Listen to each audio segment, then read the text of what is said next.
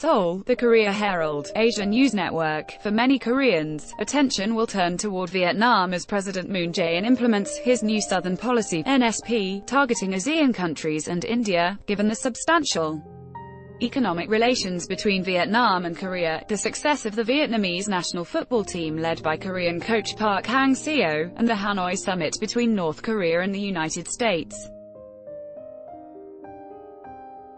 But one should not forget that the NSP was first unveiled in Indonesia in 2017. Under the leadership of Joko Widodo, widely known as Jokowi, the President of Indonesia, Indonesian foreign policy has echoed the noble ideas of the NSP. President Jokowi's strong initiatives to develop bilateral relations with South Korea have been a great contribution to the success of the NSP so far, not just in Indonesia but also in ASEAN as a whole. When Moon announced the NSP, Jokowi invited him to visit an Indonesian market.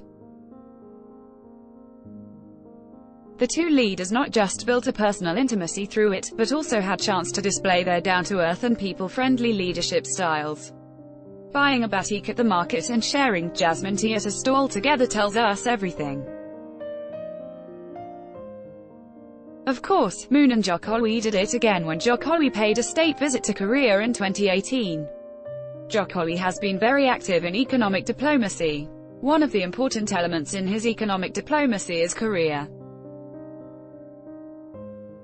Total trade volume between the two countries was $14.88 billion, $20 billion, in 2016, which has grown to a record $17.98 billion in 2 years.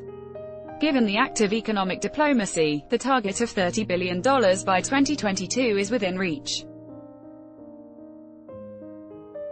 Indonesia and Korea recently agreed to reopen negotiations for establishing Indonesia-Korea Comprehensive Economic Partnership Agreement (IKCPA). If an IKCPA is realized soon, it will make the prospects even brighter.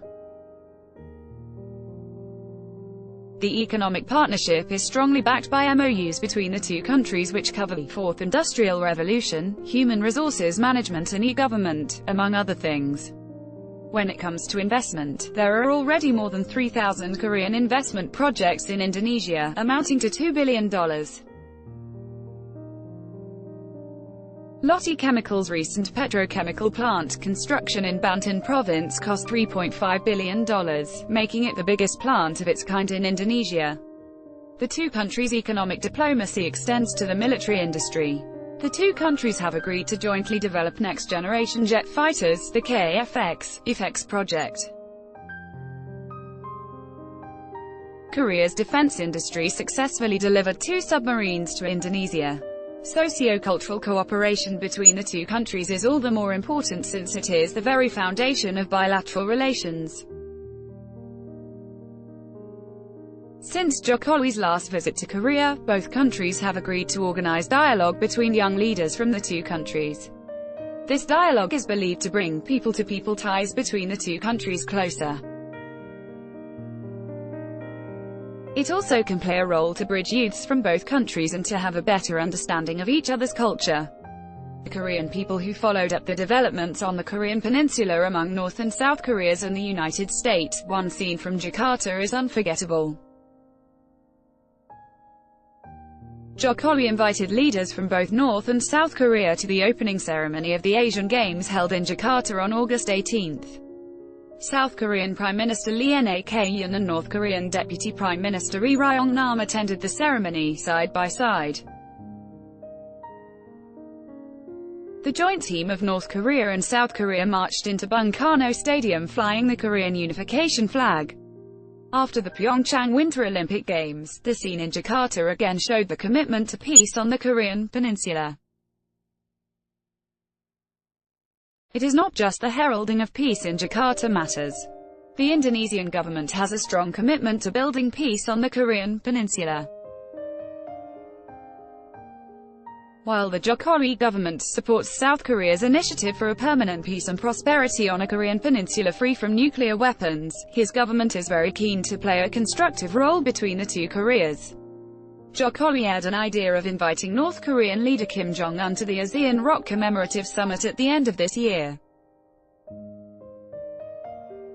The deepening of bilateral relations between Indonesia and Korea in recent years proves that the two countries are ideal cooperation partners linking Northeast Asia and Southeast Asia. Undoubtedly, Jokowi's active foreign policy and Moon's NSP opened a new era in bilateral relations. Based on the track record so far, bilateral cooperation between Indonesia and Korea will deepen further by the 50th anniversary of diplomatic tie in 2023 and beyond. The writer is a senior fellow of the Asean and Oceania Studies program at the Asian Institute for Policy Studies. The Korea Herald is a member of the Straits Times media partner Asian News Network, an alliance of 23 news media organizations.